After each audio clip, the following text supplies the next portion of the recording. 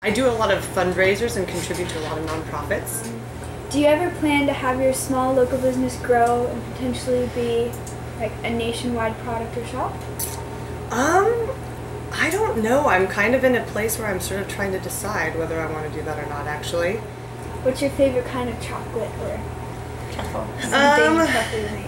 Right now, it changes. I've been doing this almost 10 years, so my tastes have changed, or sort of the trends have changed, but salt and chocolate is fun right now. Okay, so what inspired you to open a truffle shop? You know, I sort of was passionate about food for a long time before I started my business, and kind of played with it through college as a hobby, and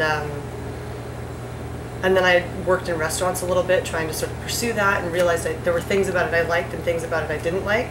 So I kind of, over several years, decided I was going to figure out how to do parts of it I like without the parts of it that I don't like, and experimented and sort of stumbled along the way, and ended up making chocolates for Christmas presents one year from a recipe that I found in a magazine. Actually, I think it was Martha Stewart Living, in fact, and they were not very good. But I kind of wanted to make them better and wanted to experiment with flavors, and it just was kind of for fun on the side while I was working other jobs, and it evolved, and it sort of did exactly what I was intending. People work at your store helping make truffles. I only have one employee, actually. How long did you go to culinary school? I didn't actually. I didn't. I went to UCSB. I sort of didn't know what I wanted to do when I, graduated high school. I traveled a little bit. My family has friends in Spain, so I went and lived there for 7 months or something like that to learn Spanish and just kind of, I don't know, figure out what I wanted to do in life. And that's where I actually became passionate about food and cooking. And then I came back and went to college just, because I wanted to go to college, and even though I didn't really have direction as far as careers went.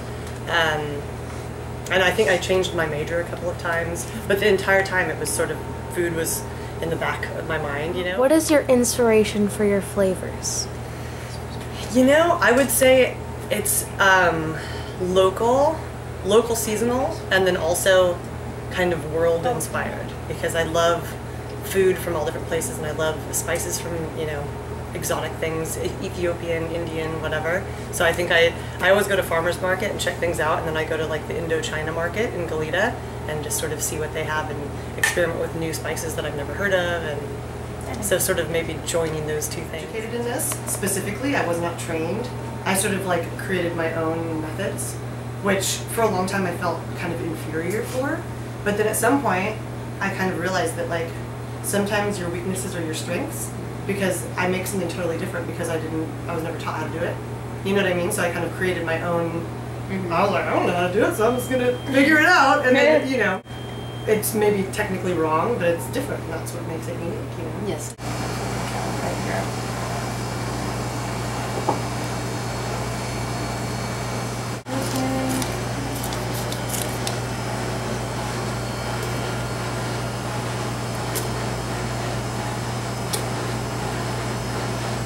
Hand roll each one?